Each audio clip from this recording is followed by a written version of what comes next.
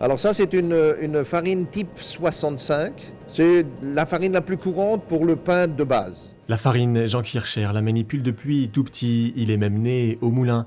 À Ebersheim, à quelques kilomètres de Sélestat, la meunerie est un patrimoine familial depuis 1760. On parle même d'un moulin antérieur construit au XVe siècle pour nourrir la population du village.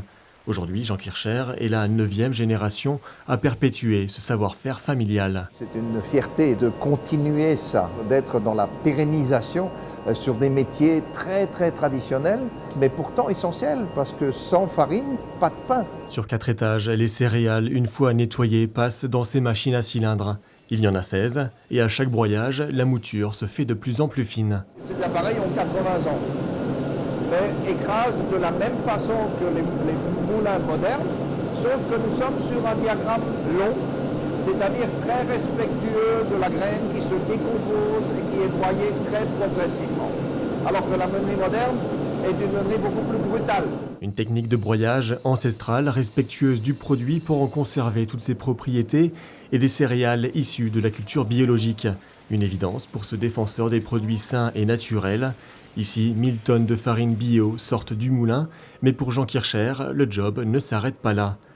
À 250 km de là, dans la zone artisanale de Mont-Saint-Martin, à proximité de Longwy, nous voici chez Pain et Tradition, une enseigne gérée par le meunier alsacien, et ici l'accent est mis sur une fabrication ancestrale.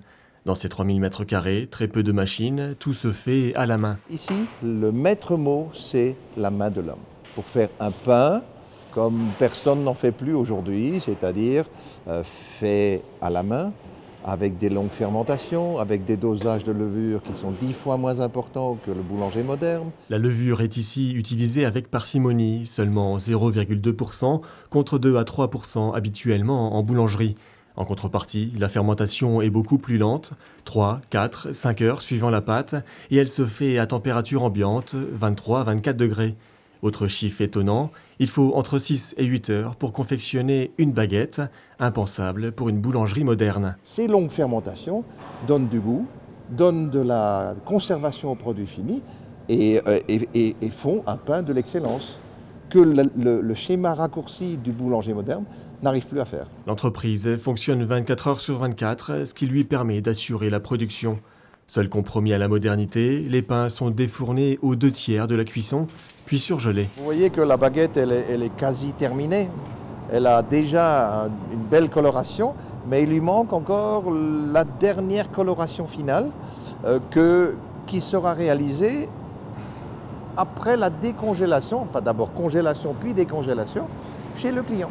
Et il a un pain minute de top qualité. Pas de dégradation de la qualité, nous assure Jean Kircher. Ce mode de cuisson et cette congélation permettent à Pain et Tradition d'expédier ses produits au Japon, au Qatar, en Finlande, en Allemagne. Les baguettes de tradition française ont la cote. Elles se vendent dans le monde entier, sauf en France, ironie du sort. Les produits de Jean Kircher ne font pas le poids face au pain industriel, toujours moins cher. Mais ça n'empêche pas Pain et Tradition de produire 15 tonnes de pain par jour. En 2014, 32 millions de pains, de baguettes ou encore de croissants ont été produits.